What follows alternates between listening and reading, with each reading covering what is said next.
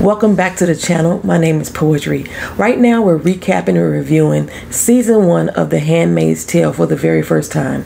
Now I have other seasons already reviewed and recapped on this channel, and I always gave a disclaimer prior to the season beginning that I failed to do on this one. So because of the current climate that we are in, the current political environment, the current administration that we are experiencing present day, I need to inform you that this show will be very triggering. The stories that are being told through the characters, they parallel current events that are going on right now, and it gives us as the viewers a chance to look into a dystopian future in which our freedoms and our livelihood can be taken from us, in which our freedoms and our livelihood no longer exist. Although this show is fiction and the actors are acting, the original novel is based on a combination of actual events that have taken place throughout the world in history. And we do know history has a way of repeating itself, but only if we allow it. These scenes can be hard to watch if you're watching along on Hulu, or can be hard to listen to as I retell the events that happen in each episode. But I implore you to wake up, take notice of what's going on, because it's very necessary for us to maintain humanity within this world, our freedoms and our liberties. I want to thank you for watching. Now on to the video. What's up, everybody? Welcome back to Twisted Life of TV. I am Poetry. You are here for another recap and review of The Handmaid's Tale. This is season 1. We're on episode 3. We're trying to get through this first season so we can view season 6, the final season that begins on April 8th. All right, so this one is a hard episode, y'all. I'll just let y'all know that right now, because we start off right where we left off initially, and we learn what happened to ofGlen. We're finding out that the Marthas, they have an underground network of their own that they share information to as well, similar to the one that ofGlen was talking about sharing with June and the handmaids. So we hear the story that a black van first pulled up on her. You know, footsteps was clamoring all up the stairs, and they snatched her ofGlen. They snatched her up with such brutality that she couldn't even muster up a scream. Okay? She couldn't muster a scream. Now, we hear this as she is making a silent march down a long white hallway. She's bound and her mouth is gagged. She would be afforded no mercy, as she was the resistance. Okay? So they had the opportunity to disappear her as if she never existed. No one had ever heard of her or knew a trace of her, according to how they just whisked her away, right? So June says that in this moment, she is now awakened. Okay? In this moment, she finally woke up to what's happening around her. This will be MAGA, okay? Because there are those of them who are starting to fuck around and find out, as people would say. But there are those of us who already knew that this was going to happen. Just think about it, right? She said she would sleep to the ways of the world. And this is how it all happened. Let me tell y'all, this episode infuriates me, because this is the mindset that we are up against right now. And this may be a long video, so sit in and buckle up your seats, right? June says that she didn't want to wake up when they slaughtered Congress, the storming of the Capitol January 6th. She didn't want to wake up when they decided to blame the terrorists, the accusations of immigrants being violent terrorists attacking America, or as the felon-in-chief would like to say, the enemy from within, right? Who happens to be anybody that's not white men, to be honest, okay? And then when they destroyed the Constitution, she still did not wake up. Project 2025, Agenda 47, the Supreme Court rulings, Elon Musk and Doge, all of those are signs that we have right now, and people are beginning to wake up, just like June. But she said when all that shit happened, she did not wake up then either. Okay? Because why? They told her it was going to be temporary. Ain't that the bullshit they feeding us? This is only going to last 4 years. Okay? Nothing changes instantaneously, they says. Sounds like the bullshit we're being fed. But every move that the orange fella makes is happening instantaneously. It's just us trying to fix the problem is what's slow. It'll just be 4 years, right? It'll take time to fix, right? While under his eye, a hostile government takeover is happening. Have y'all heard that song?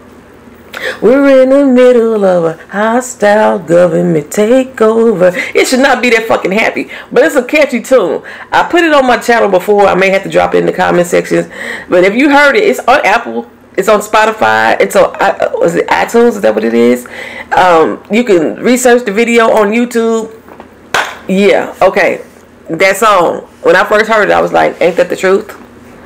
Ain't that true? We try to tell y'all, but y'all didn't want this black woman in office. And now here we are. We in the middle of a government hostile takeover. And just last night, watching the Dumb Don on TV with the Ukrainian President Zelensky, lets you know where he's standing. He's trying to implement war on this country.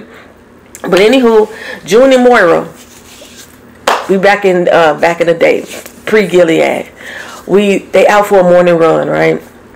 And they wearing a typical athletic gear, you know, tank top, maybe have a little light jacket over it, some skirts, getting in a little run on, and they get the meanest stank face from Nancy Mace walking by. And now this woman actually looked like Nancy Mace, old crooked ass as well. But they get the meanest stank face from her, right? They go into this coffee shop. It never occurred to them that every single patron in this coffee shop were men. Where were the women?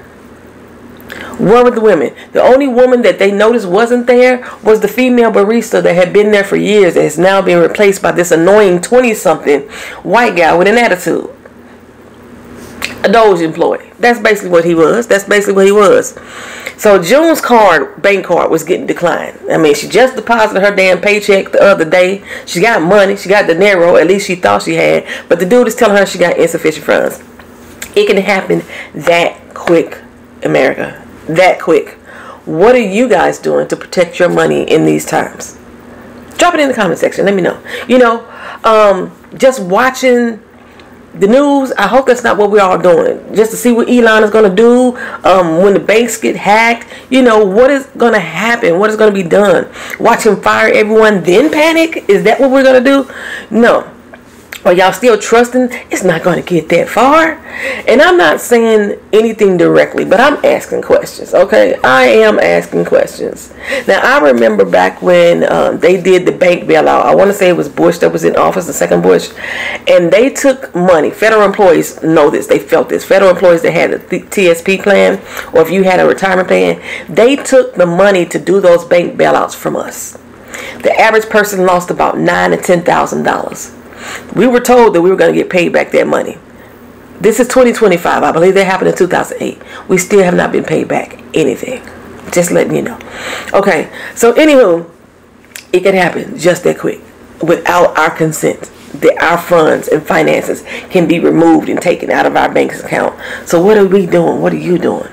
I have not made a decision yet. I'm just letting you know that right now. But I am contemplating withdrawing everything, hiding it in the mattress, putting it in the wall, something. I don't know. Something. I got to think of a plan. I got to think of a game plan. Okay, so anyway, it was ironic that I landed on this episode at this moment because it's been a couple months since we actually been doing these reviews. But June made it into work. And as she is trying to call the bank on the phone to figure out what's going on with her money, armed men flood her workspace.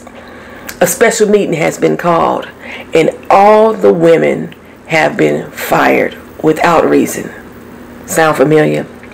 Okay? They didn't ask no questions because they weren't going to get any answers. The men in charge are clearly terrified, yet complying.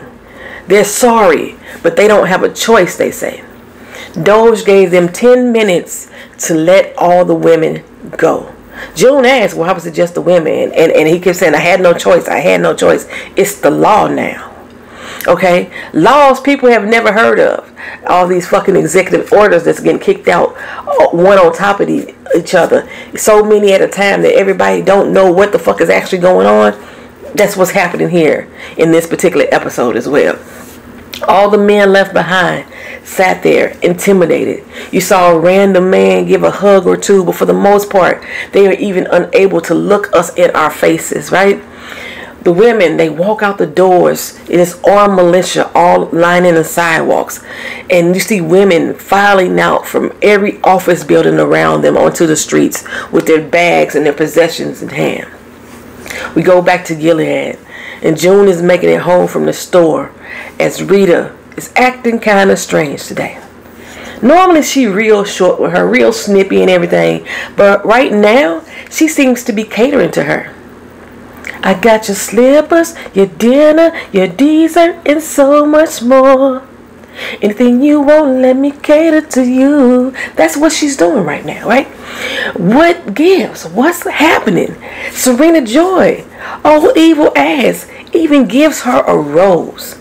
The fuck that's supposed to mean? That's what June and me are questioning, right? It means you late, sis. That's what it means. It means you have fulfilled your first duty to the Waterfords. Now we just need to make sure you cross that fucking finish line. And this rose is a symbol of good luck. It's white. It's pure. It's a sign of hope. So even June asked them to, June then was then asked to go to the Putnams with Serena Joy. Like she was inviting a friend, like she was inviting a buddy. And June is flabbergasted, right? She like, yeah, I go, she feeling kind of special. This is at the moment where June starts to get comfortable in her captivity, right? Especially when they get to the Putnams and Serena Joy puts baby Angela, Janine's baby, in June's arms. Tells her how beautiful this baby is. Isn't it, June? Don't you agree? But that moment didn't last long. Naomi Putnam enters room when the baby is taken out of her arms. And Serena Joy notices that Naomi's hand is injured. Baby Janine then took a bite out of crime. Yes, she did. Janine said, I can't fight back right now, but I can bite back. Ah! That's what she did. She bit that bitch. Okay, so June scurries off to go find Janine and tell her, girl, you can't be doing that. You can't be standing up against the oppressor. What's wrong with you? Watching this a second time, I realized that I never really liked June. I hated the position that she was in more, but I didn't like June. I understood her at times, but I didn't like her.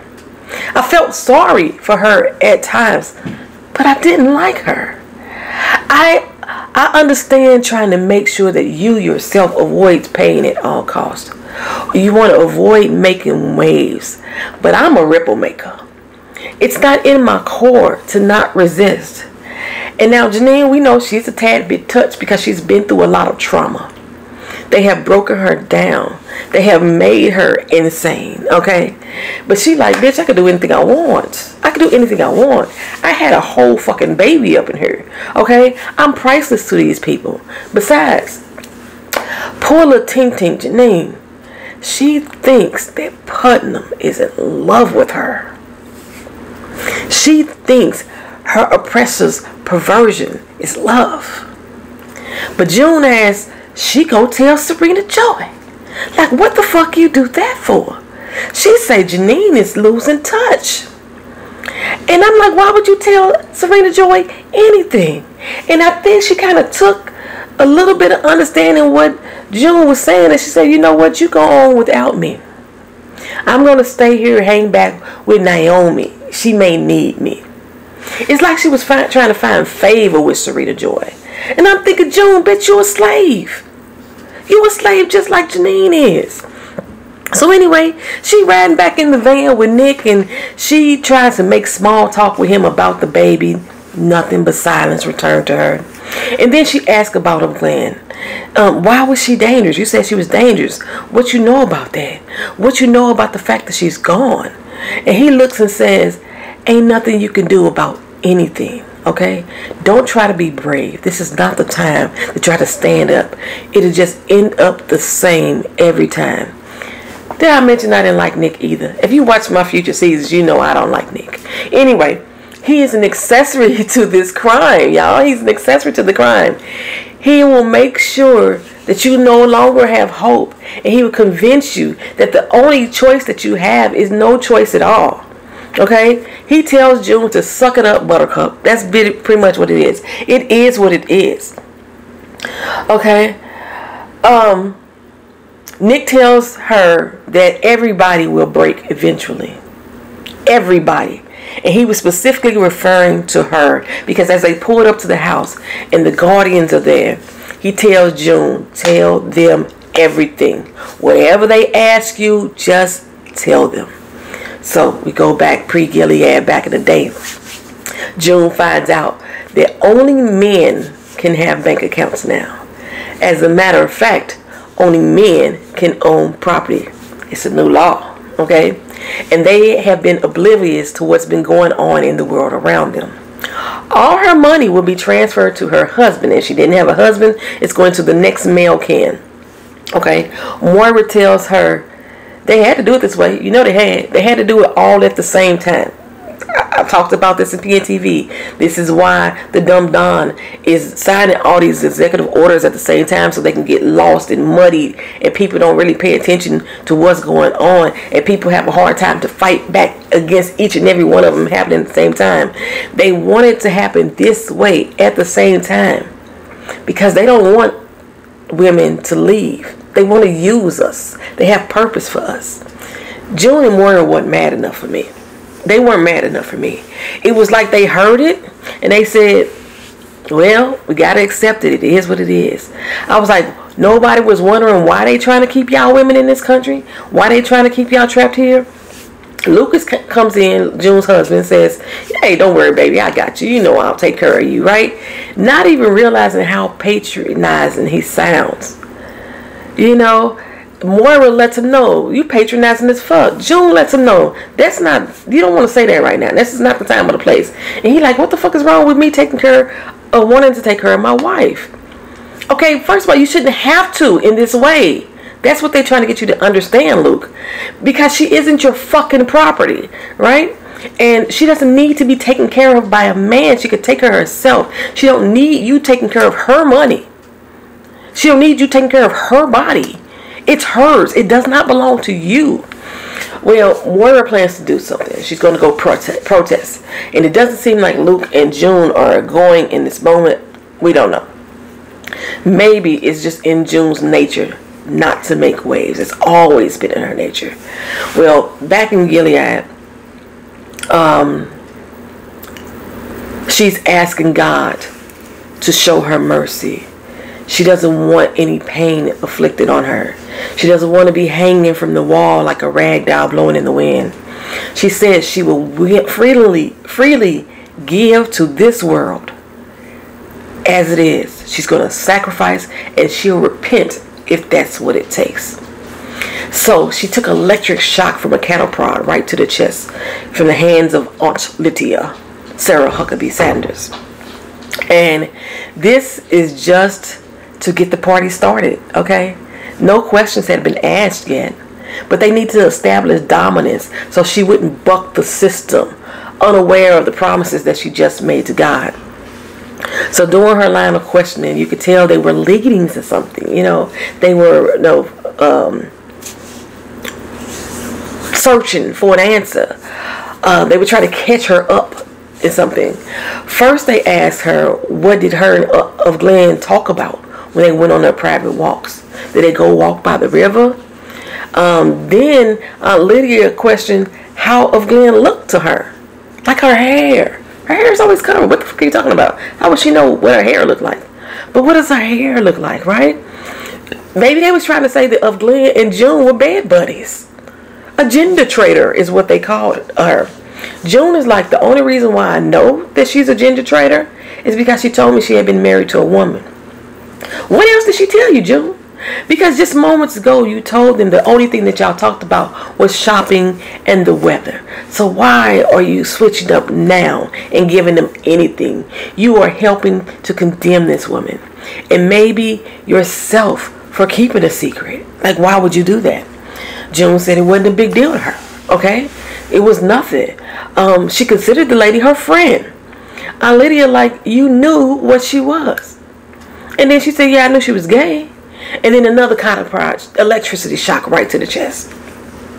That word, gay, just like today, is prone to be forbidden to be used. Okay? They don't want us to use terminology like trans and gay and LGBTIQ or, you know, or pansexual. They don't want us to use those words. It threatens the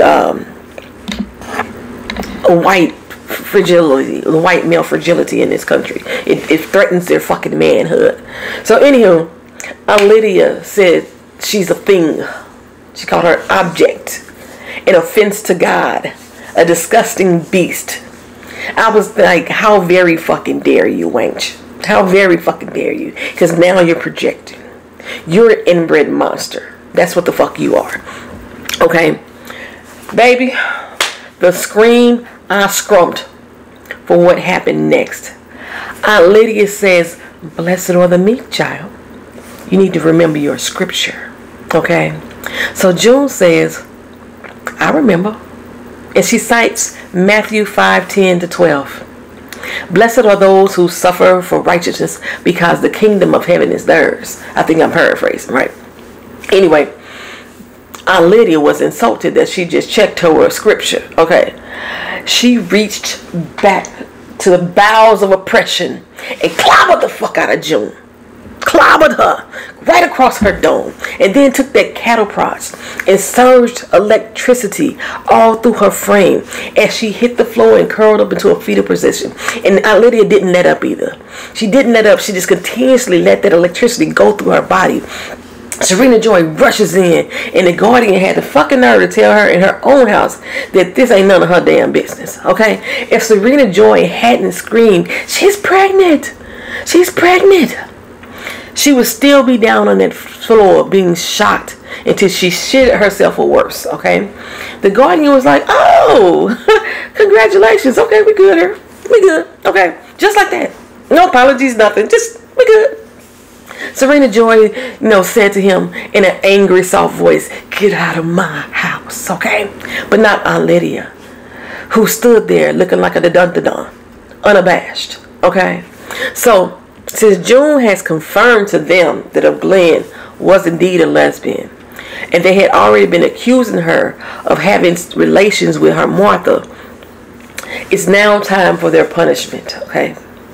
She's going down this hallway and she's looking at the exits, contemplating on if she should break and run. Instead, she turns to the guardian that's there guarding her, and she grabs his dick. At first, I was thinking, his penis is gone, okay? Or he may have been gay too. Because there was no growth. There was no reaction until he shoved her ass into the wall with such force. Maybe it was him trying to protect himself, or maybe it was just because there was others coming that he forcibly removed her in such a way. So they get into the courts, and judgment was hella swift and hella unkind and hella unjust. The judge says, what say you to the prosecution? The prosecution read a little scripture and then said, oh God, my phone is ringing and I can't turn it off. Can I close it out? Okay, the judge brings it in. After they read the scripture, the judge says, I don't believe that you tell a lie. They must be guilty. So be it. The Martha got sentenced to the Commonwealth of the state. Not sure exactly what that meant. And ofGlen was said that she was going to be given back into the system because she has the ability to birth babies. So she will still be forced back into servitude, and they will be sentenced immediately. So they drove out Martha, and ofGlen sat there and cried with each other and held each other's hand and consoled each other and told each other they were sorry with their eyes. I'm sorry for loving you. I'm sorry for caring about you. Okay? And they took the Martha out of the van and they attached her to a rope hanging on a crane in the middle of a vacant lot. And they strung her up as if Glenn watched there helpless from the van. And this is what they did back in the Jim Crow days too. Whenever they thought a nigga was acting the fuck out, right, they would attach them one arm or one leg to one horse and to another horse on this side, and they would have the other enslaved people standing there watching them, and they would slap the asses of both horses, and both horses would run the fuck away until they ripped his body apart and shred him, or they would bring them out to the damn hall or to the hanging tree, and they would string them up and set them on fire and let the other enslaved watch in order to instill fear in them, to tell them, don't you fucking try it, because bitch, this can happen to you too.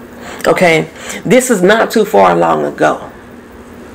This is not 400 years ago that we have been over enslaved in this fucking country. This is within the last 100 years that shit like this was going on, right? Anyway, we come back to the Waterfords, and Nick enters with a bag of ice for June's bruises and says that if he wasn't such a pussy boy, that he should have just kept driving and got them away from there. And June is so gullible. Those were my words, not his. June is so gullible that anyone that says one kind word to her, she thinks she got a friend. It's clear that she thinks that Serena Joy is her friend right now. And with Rita being so overly nice, and now they are buddies, right? Girl, you're a slave. And Nick is not being held against his will like you and Rita are. You're making googly eyes with the fucking overseer. That's what you're doing. She just got her ass beat and electrocuted, and he's in this room making sexual advances towards her in this vulnerable state. There's nothing romantic about this at all. She's confused. She's scared because he kissed her, and the kiss was gentle, not angry. It was loving. And she was longing for such human touch.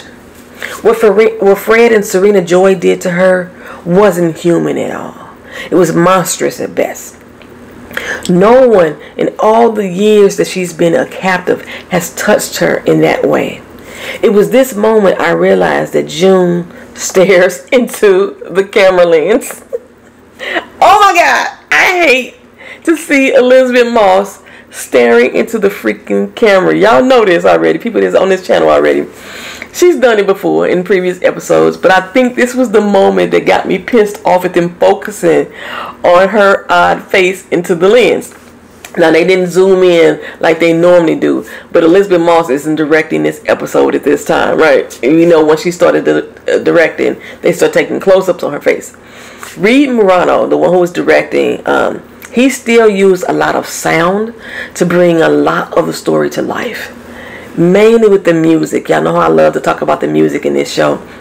The music kind of sets the tone on how loving and gentle this moment is.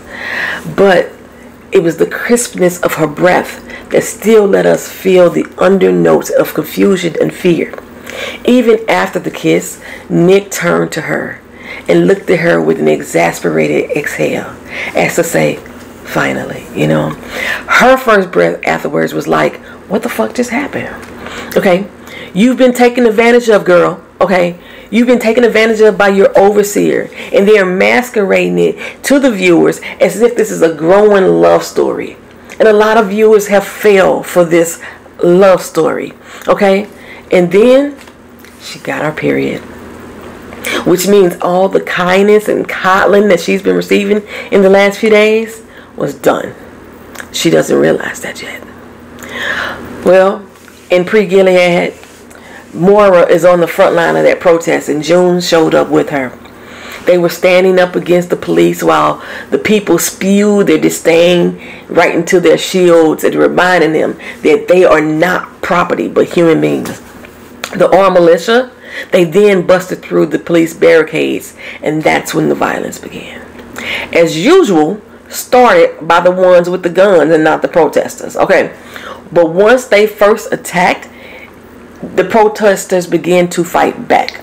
But they had like cups of coffee and bagels from Einstein and shit like that is what they were throwing against bullets. Okay, because the militia began to advance on them, rifles in the ready position. And June and Moira began to scurry from the crowd as Blondie, Heart of Glass, became their soundtrack to safety. Okay. How did the song go? Once I had a love and it was gas. Soon turned out, had a heart of glass. Seemed like the real thing, on it fine. Mucho mistrust, love's gone behind.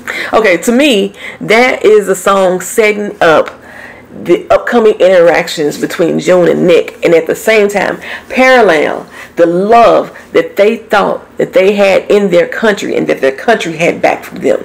It had all gone up in smoke. Okay, they were going to be disappointed. They thought that they could be trusted, that truth existed, and it's if they were never loved in return. If they ever were loved, there's no love anymore, right? So the crowd started to disperse. They started to back away, but some of them were still chanting, and the chanting was coupled with boos. Then, without provocation, the armed militia began to shoot. Not warning shots into the air, but directly at the people, right into their hearts. Just finding out that they were made of glass. June, Moira, and a few others, they tucked away in a little corner on the front stores. But the corner front stores, the walls were made of glass, and they watched innocent people get gunned down in the middle of the doggone street. Shot right in the back of their heads, right in their backs, right before their eyes. And this is what we as black Americans have dealt with in this fucking country every time we have tried to peacefully protest against injustice. Y'all, the people who are mad at the black people for not joining the current day protest, y'all should be fucking happy that we're not there. Okay? In the sense as there have been very few arrests. I've stated this in another video. There have been very few attacks by the police. I don't think I've ever seen any attacks by the police happen. There's been a few arrests, yes, but no tear gas, no bullets, no batons getting hit upside their head, no ravenous dogs at their feet. And not saying that I want that from anyone that's out there protesting against justice and humanity. I'm just highlighting the truth of it all, right? Ooh, ah. Ooh, ah. Anyway, child. When the street seemed to be silent of the gunshots, June started to crawl from her hiding place, only to be met with an explosion outside of the shop windows. An explosion loud enough to shatter those windows, strong enough to shatter their glass hearts. Okay, so in Gilead, the bell tolls, dong, dong, you know, snapping June back into present day, where she falls in line with reality. She comes downstairs and runs face to face with Nick. No words were exchanged, only a look. Serena Joy was preparing her new quarters, cleaning up this big, bright room. It's filled with warmth, filled with light, which we know was soon about to be doused or knocked the hell out. Okay.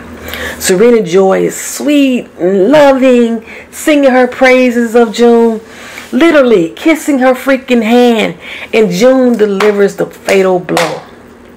She's not pregnant. All the color drained from Serena Joy's face. The coldness in the room soon enveloped her and filled her body, right? The smile was soon traded for rage, and she snatched June up, dragged her back up those dark, dusty hallways into that suffocating ass room, and she demands her to never leave it, tosses her to the floor, and assures her things will get much worse for her. And for ofGlen, the worst has happened. Not the worst, because she did wake up, but she woke up in pain, in a pure, bright white room. Seemingly, she's pure again, as she has been castrated. They have cut off her clit. Gentle mutilation, right? Sarah Huckabee, Aunt Lydia, smugly enters the room. It says to Emily, I think this is the first we've heard her name. I don't remember Emily telling us her name. ofGlen. Because there's a new ofGlen, remember. It's Emily. She's going to be Emily from here on out. She said, you going to fuck as long as we force you to, right? Okay. And never in life will you be able to enjoy it again. That's the goal. That's the goal. Those were my words, not hers. She said, you can still have our babies. And things would be much easier for you now. Okay. You will want what you cannot have. And I think she's talking about her orgasm, her pleasure. You know, they think they have removed her nerve center to prevent pleasure and orgasm. And this just shows how clueless they are about women's bodies, okay? Now, looking at a study of Nigerian women, because this is who I've heard that the genital mutilation happens to a lot of these women who have had their clitoris or their hood removed, they have still experienced sensation while having sex. They can still achieve an orgasm while having sex. Or orgasm can be achieved internally.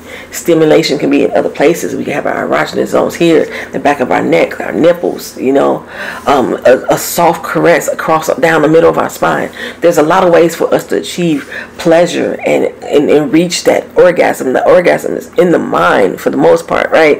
But anywho, one of the things that I know that they can do because of this type of procedure, they can develop a lot of infections. They can have repeated UTIs. The risk of it is very high. But they thought they got her, right? Emily, she wanted to scream. She wanted to cry. This was the beginning of her villain story, or as Gilead may call it, or I would like to call it the beginning of her hero story, the hero's journey. And the music played on. It's not complete. I must compete. Staying on my feet. Live with these creeps. I don't know if I'm saying the words in the same beat, but you know, that's what's going on. You know, so I'm sitting here waiting for something to happen. You know, that's what happened. I'm sitting here waiting for something to happen. That's the soundtrack that's playing right now. And man, when they did a close-up on her face, I wasn't even mad about it. Because it wasn't just glaring into the fucking lens. Her facial features were acting, okay? You saw a range of emotions coming through. Her eyes filled with water, okay? But she never dropped a tear. She got tautness in her lips. And she never spoke a word. She swayed a little unsteady on her feet, but she never took a fall, right? Her eyes darted left to right, silently screaming, where am I? How the fuck did I get here? And then she snapped her head towards the door, right?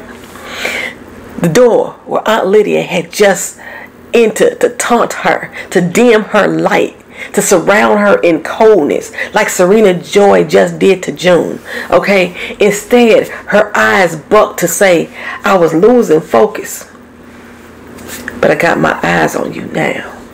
I see you, bitch, okay? Her back straightened up and she steadied on her feet, okay?